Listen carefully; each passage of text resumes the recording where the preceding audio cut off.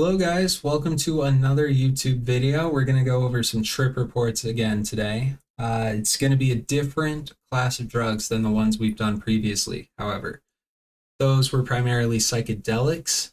This class of drug we're talking about today are called deliriants.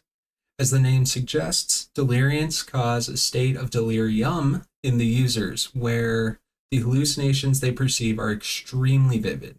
Stuff like a cigarette that isn't actually there, or spiders crawling up their body that obviously aren't actually there. The added part of this that makes it a little more horrifying is the fact that users often forget that they took a substance that may be causing these hallucinations. Therefore, when they're having the hallucinations, it feels real and really scary, leading to the majority of these trip reports being bad experiences. We've got two prime examples of this happening for today, so let's get into the first one.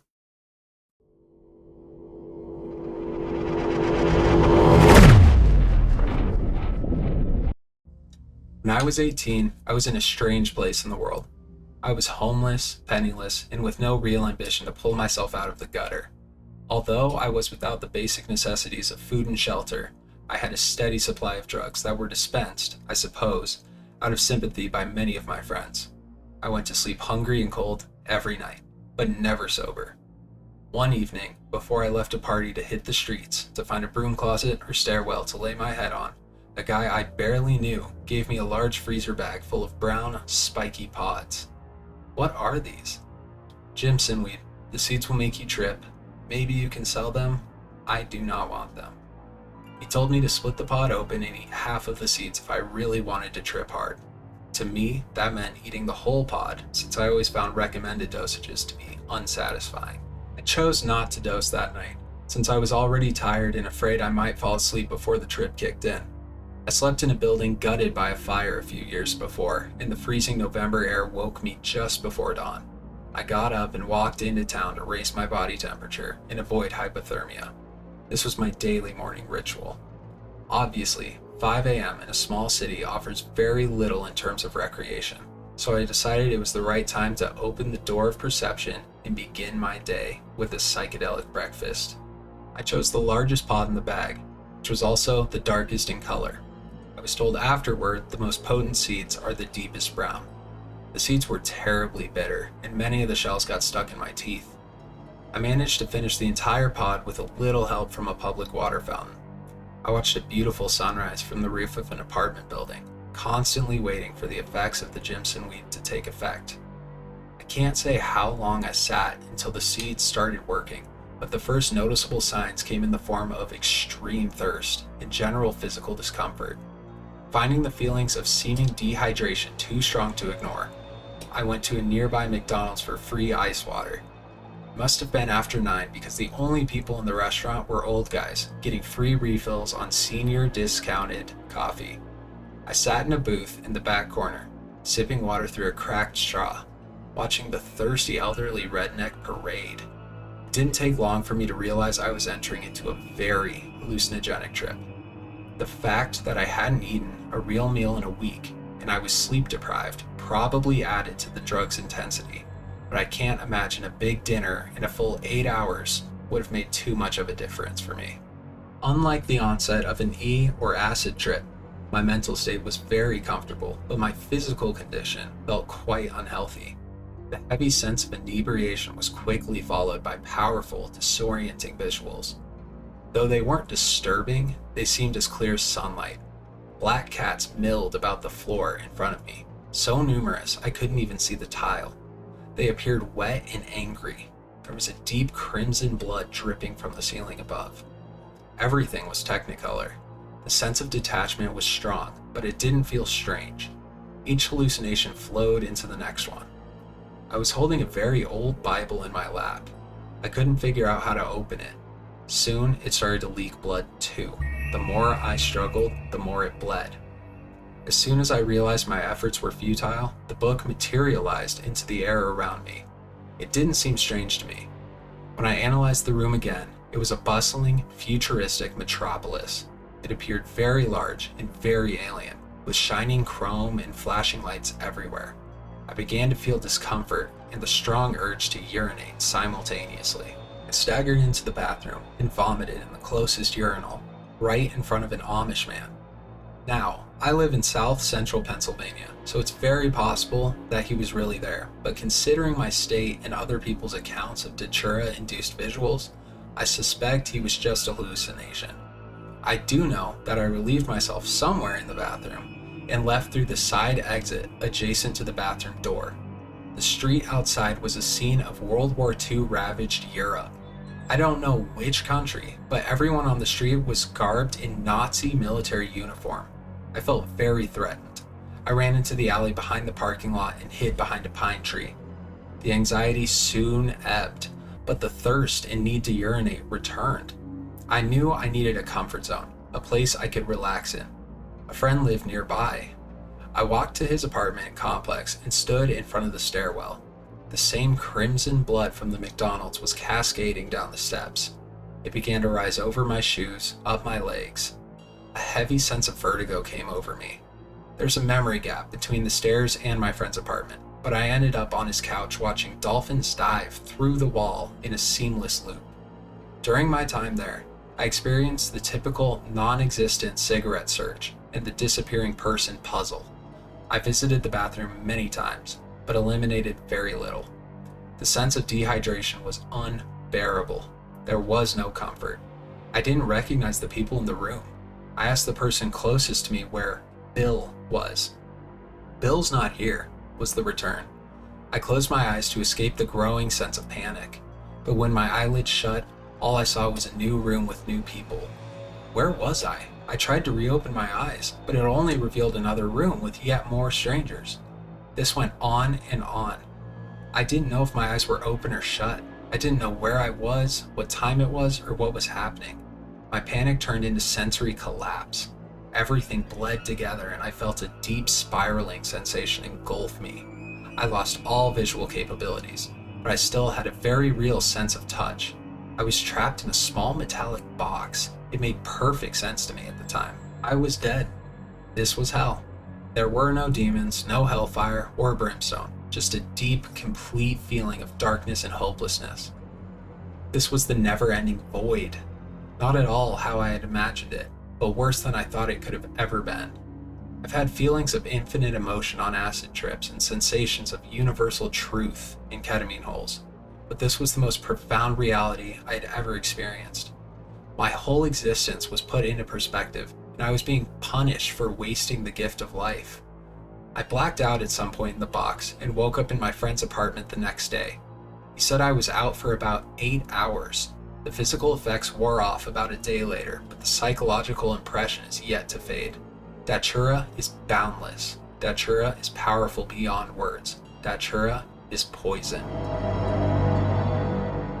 That's the end of our first story, and as we already saw, it was having those hallucinations I mentioned where it's like a physical object, but it's not actually there, but you definitely think it's there.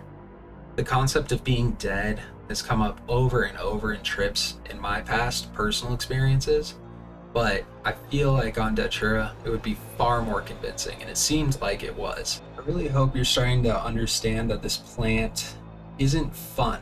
It's not like a recreational drug that you just take on any given day. Obviously, you can have some kind of spiritual experience, I guess, but overall, I personally would like to stay far away from this for the rest of my life. Let's read the second story now to really drive this point home.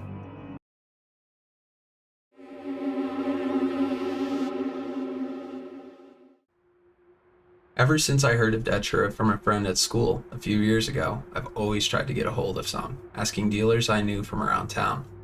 But I was never successful, as many people I asked didn't even know what it was. So after a while, I gave up hope and continued with the usual, smoking grass every day, occasionally scoring some ketamine or opium to make life a little more interesting. Then last year, I finally got a chance to try the stuff.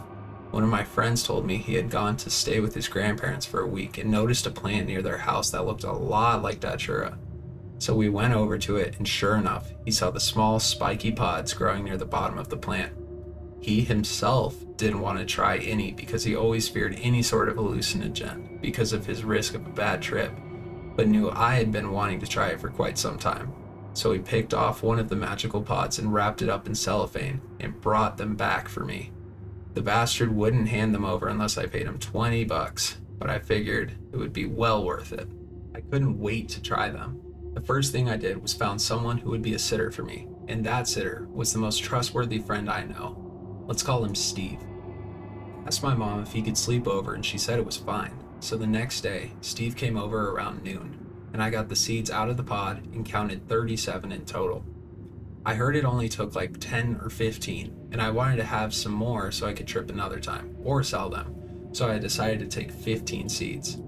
Time, 0. Me and Steve went up to my room to take them. We put on some music and sat down in my beanbag chairs. I was feeling confident that things were going to go smoothly, mostly just because Steve was there with me. He was a very responsible person who I felt very safe and secure with. Of course, I had a little butterflies in my stomach because I was taking something new, but it was mostly excitement, a total I can't wait feeling. As Steve and I talked, I decided it was time and pulled the sandwich baggie out of my pocket. I got all the seeds in my palm and looked at them. Little teardrop shaped things, darkish brown, almost black colored. I thought to myself, here goes nothing, and licked my palm to get all the seeds stuck on my tongue, chewed them up a bit, and swallowed. As they went down, I got this overwhelming feeling of, finally. I've finally taken this crazy Datura, and in time, I'll be experiencing it. All I could do now was relax, keep the best state of mind I possibly could, and wait for things to kick in. Time, 30 minutes. Went down to the kitchen with Steve to get a drink of water, and then went to the bathroom. No noticeable effects. Steve suggested we play video games while we wait for it to kick in. We went back to my room and played Mario Kart 64 and snacked on some Doritos. Time, 50 minutes. Starting to feel different. A lot like when you need to stretch really bad, but in my whole body. Mouth is getting dry, very similar to the cotton mouth after smoking a thick blunt. Steve is winning the game and I am losing my grip on the controller, and I can't seem to keep A button pushed down. After about 10 minutes, I feel much different, very intense, and I'm wondering why Steve is in my room playing video games. He reminds me that he's sleeping over to watch me because I took Datura. Right after he says this, a wave of shock and fear run down my body like goosebumps, for I had completely forgotten the reason he was there, and that I had taken anything, although I do recall it. Needless to say, I'm in shock at what just happened with my brain. I look at Steve and say, calm me down, and somehow Steve knew exactly what to do. He just smiled at me in his reassuring smile and said, don't worry, man, you're gonna have a blast. This made me feel incredibly better, and my mood shifted.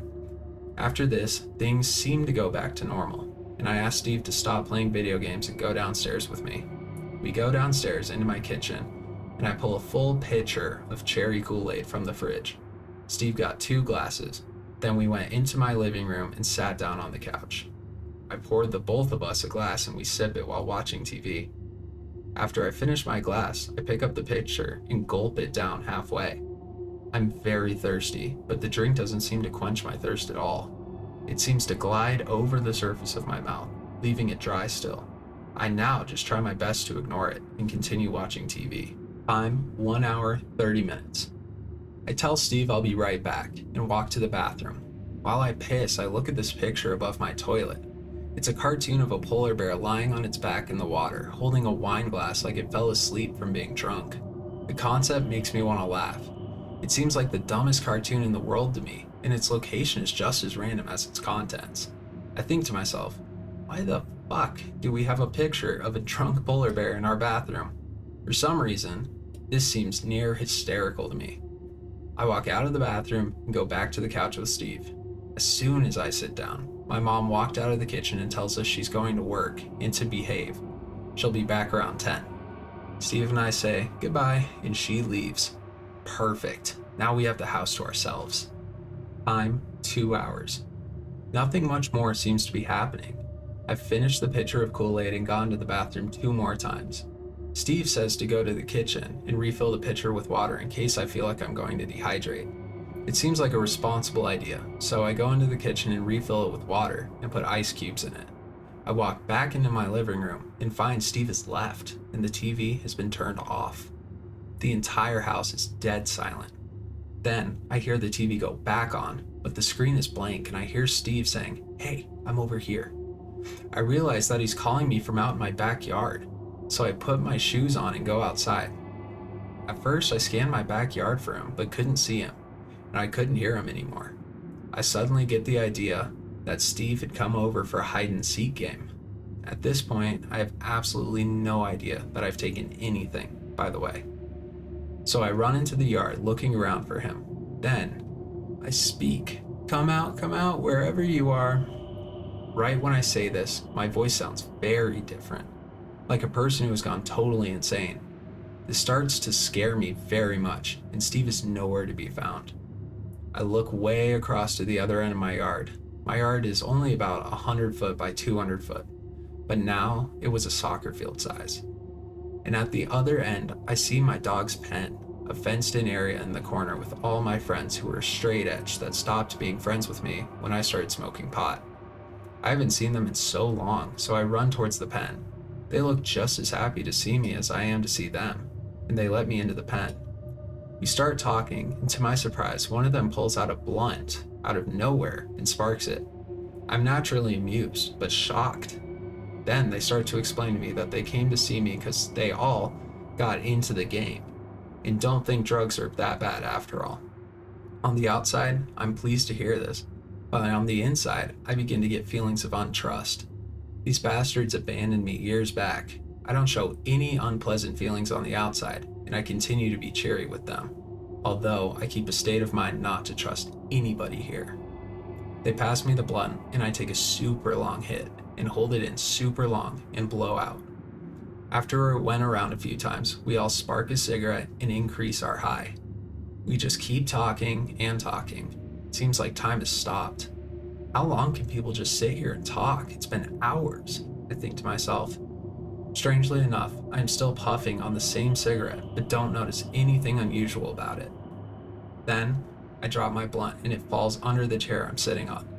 "Ah, shit," I said, and got out of my seat to get it. I look under the chair, but I can't seem to find it. Did any of you see where As I turn around, I notice no one is there, and I'm alone in the pen. A sense of anger comes over me, and I get an intense feeling of I shouldn't have trusted them, and how dare they? These feelings are followed by loneliness and then total fear.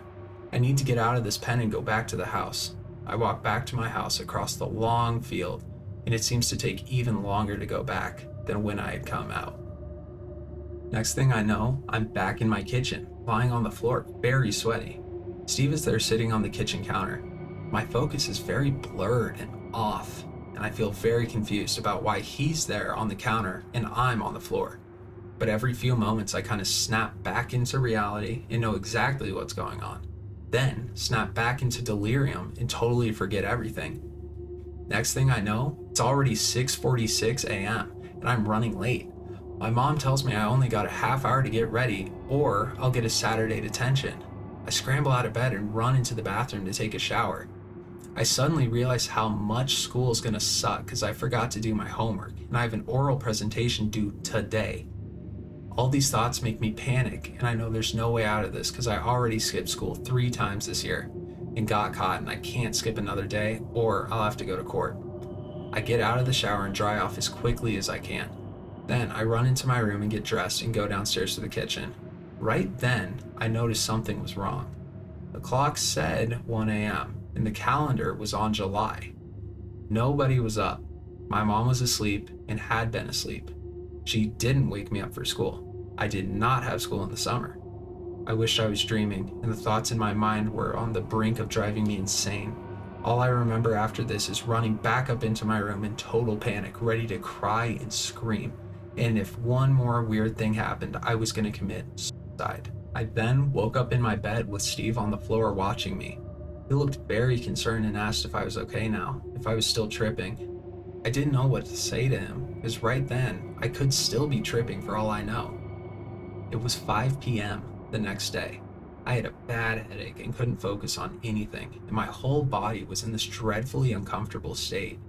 It took me a while to collect my thoughts and figure out I wasn't tripping anymore, and I had these series of very strange, realistic dreams stuck in my head from when I was asleep, but I can't for the life of me remember what they were now. I completely forgot them about 4 hours after I woke up. From Steve's point of view, in a nutshell, I had started acting weird when I had gotten the water from the kitchen. He said that he was trying to talk to me, but I would just have this blank stare like I couldn't see him, and then ran outside into my shed in the backyard and started talking to myself. And after an hour or so, I ran out of the shed with this scared shitless look on my face and fell down and crawled back into the house, into the bathroom, and he said I was trying to drink out of the toilet. He pulled me up and carried me into the kitchen and put me down on the floor and got some ice for me. He said I was talking in my sleep and saying random words in no logical order whatsoever, but I was saying them fluently like I knew what I was talking about. Before my mom came home, he carried me upstairs and put me to bed and stayed up to watch me, and he said I was talking out loud and moving around like I had nightmares, and around midnight, I sprang out of bed and ran into the bathroom and got in the shower for an hour, then went back into my room and put a shirt on backwards and some boxers, but no pants, and ran downstairs and stood in the kitchen for 10 minutes, just standing there. He said then I freaked out and ran upstairs into my room, and he said he had to push me onto the bed and hold me down until I stopped moving and eventually fell asleep. Then he did. He woke up around 10 that day, and I slept until 5. To sum it up in one word, insanity. That's what it feels like if you start to snap out of it and realize what's happening. But then you just go back into this state of total confusion, and it's enough to drive anybody crazy. Overall, I'm glad I experienced this just to know what it's like, but this is not for everyone, and I'm not saying the experience was at all pleasant. So I have no motivation to do it again anytime soon. Maybe someday, years from now, just for crazy fun. But this Datura seems to be something not of this world. The hallucinations were accompanied by delirium and confusion, which made them seem real and like I wasn't really tripping. This stuff truly is the devil's weed.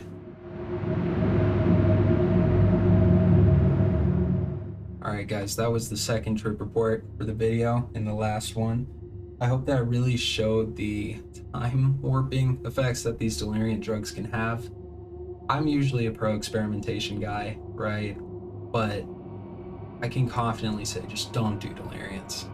It's not a very fun experience. It's not recreational really at all.